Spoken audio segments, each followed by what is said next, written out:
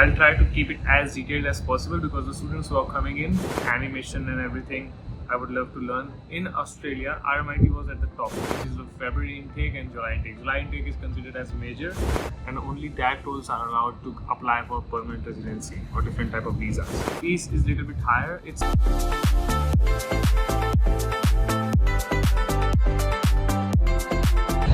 Hi guys, hi, hello everyone, welcome back to another vlog. This is Caps Vlog, and today we are in RMIT. So I've made so many videos. By the way, this video is going to be in English. So the reason is I've made so many videos of different courses in RMIT, and I'm still going to make videos on other courses as well.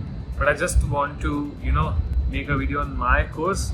I'll try to keep it as detailed as possible because the students who are coming in for this course can check how this course is from a student perspective, and they can have a overview how the course is, the fees, the other opportunities, the future goals and everything, and the assignments, attendance, everything I can share. I'll share it with you.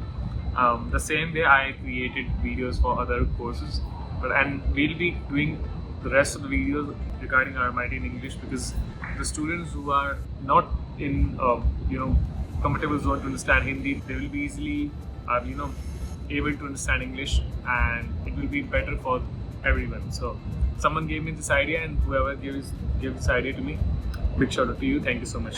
Today is my last semester's first class, and today is 4th March. So I have now enough experience, I would say, or knowledge about the course what I can share with you and to the students who are coming in. First of all, talking about the same way how I approached the university. So I used to be a student of Bachelor's of Computer Applications, and I'm not that kind of a good coder, or I would say that much interested in doing coding. So I just sort of switching to something else while I was in my bachelor's. So I just started with doing some basic video editing and stuff for my personal stuff, for gaming videos and all. But I had an interest in that. So side by side I was doing this bachelor's, and after reaching home, I was just learning Premiere Pro and other softwares for graphic designs and video editing, and yeah.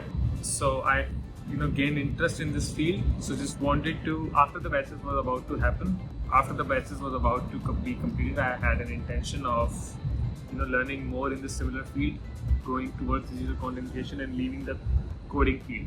So then I found RMIT. And by the way, when I just searched animation and everything I would love to learn, in Australia, RMIT was at the top. Because in design, the School of Design in RMIT is really great. By the way, I am right now at the top of the building 10, I guess.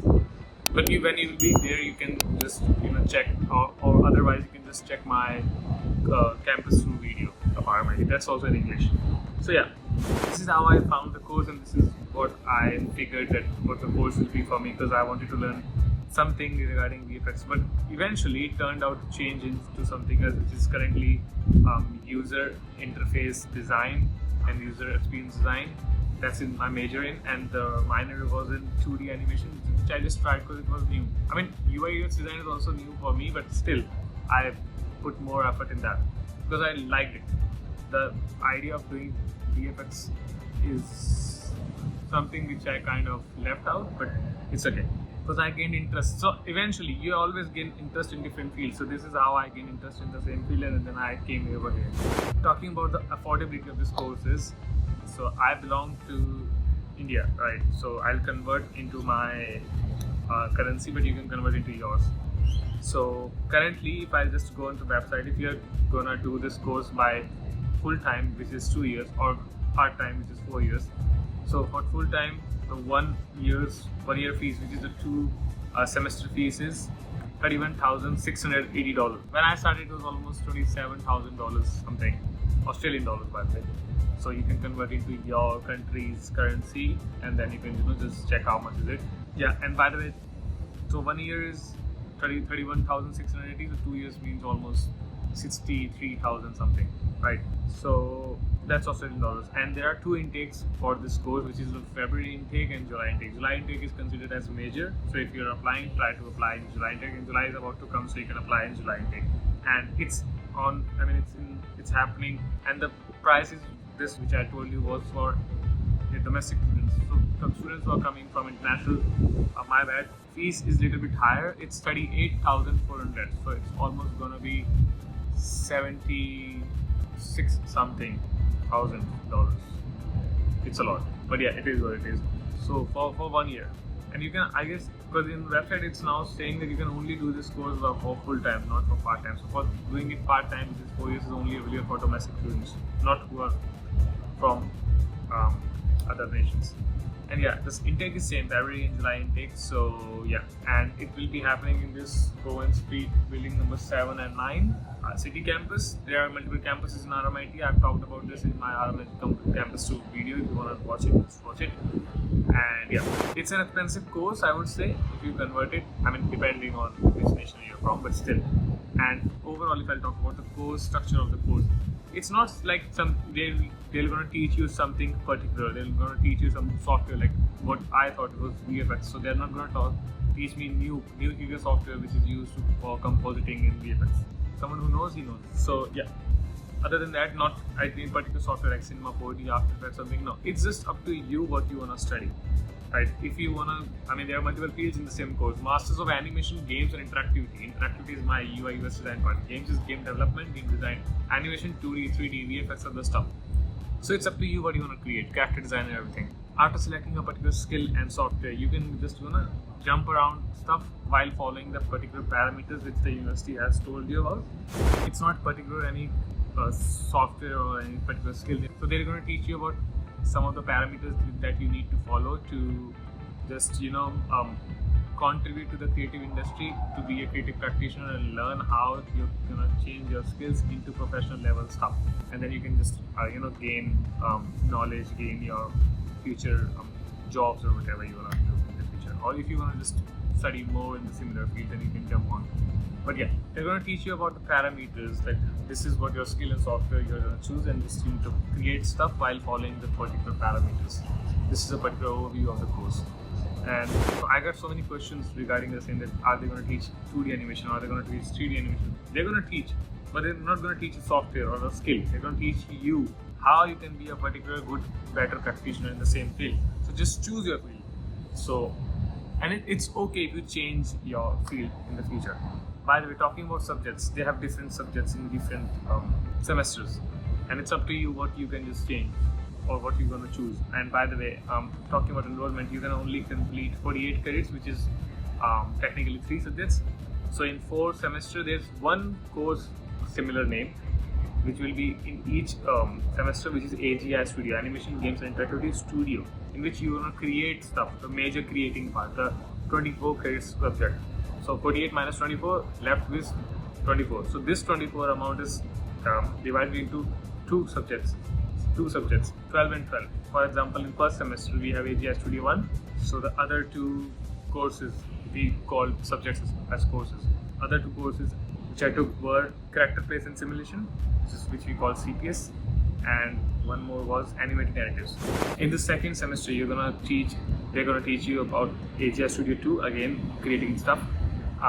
And the other 2 subjects which I took was Professional Pre-Production and Advanced Play Design. Well, Advanced Play Design is quite a little bit tough subject, I would say. So you can just, by the way, you can just read about all of them in your websites and whenever you'll be enrolling. But not a big thing. Don't worry, you'll get there. And now after this, semester 3, second year started, semester 3, AGI Studio 3, and the other one was Legion of Life and Research Methods. And currently I'm in semester 4, AGI Studio 4, Industry Portfolio, and the last one is any particular elective. And this in this elective thing, you can just swap any internship if you did with WIL, which is Work Integrated Learning. You're gonna learn all about all of this in the course while you will be here. So don't worry. The elective, AGI Studio 4, and the Industry Portfolio. This is how the subjects and everything is kind of set up. And you can just swap around with subjects, not the particular AGI Studio, but with the subjects if you just want to do something first and the other one second. Yeah. And also if you did something in your masters similar to particular subject, they can also give you credits based on your earlier study, and then you're not required to study that subject or similar subject again. Right? It's getting hot, let me just see. Okay, feeling much better. So affordability done, course structure done.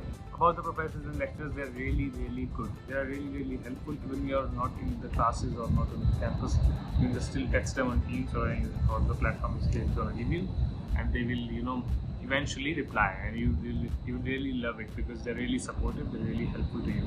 And the course is really not that much hard. The first semester, and I would say at least second semester as well, they will ask you to just explore and do whatever you want to do. But after second semester, in the third semester, don't think that you will be able to just explore new stuff now. Then I guess 2 semesters are enough to just check which particular skill you want to polish and work around and be a good practitioner in the future. And then you can work more in semester 3 on the same field. And talking about future goals or future opportunities, so there are literally so many future pathways you can go in. For example, 2D and 3D animation, motion graphics design, interaction design, visual effects, which is VFX, games development, web design, character design, pre-production art, app and web development, VR and AR projects. So there are multiple future pathways that you're gonna go with, but it's just up to you and your skills and what you choose to do so. And talking about PR, this is permanent residence perspective. Someone coming from India or someone coming from China or any other nation, and if you wanna get PR, so I would say really in Australia getting PR in this course is really tough because jobs are not that much available. But if you'll just be a good practitioner and you'll be able to search around, then it's gonna be okay for you. You'll be finding good stuff, you'll be finding good jobs, and just apply to them, have your portfolio, resume, everything ready, which they will teach you, and eventually you will also learn. But yeah, and then post it to your job portals and connect with people on LinkedIn and everywhere and every stuff. By the way, I've created videos on the same topics before as well. You can check around if you want to. So yeah, and you will be easily directed to the future career pathways with skilled occupational list, which is called the list, which will help you to get PR. So in that list there are certain roles, and only that roles are allowed to apply for permanent residency or different type of visas. So if you need to first check that which particular role that you're going to work in relates to the job role that is in skilled occupational list in Australia, according to Department of Home Affairs. So when you will be aligned with both of them, you can just keep on working for at least 1 year in Australia, and then you can apply for PR and other stuff. But yeah, this is how you get the PR, but it's really tough, I'm telling you, because this is something that's not that much required by Australia. It is hard, but it is true. So yep, and yep, I guess I've told you about the fees, the structure, the admission, and yeah, the IELTS requirement is at least, I would say, 7. Or more than 7 is good, but at least 7.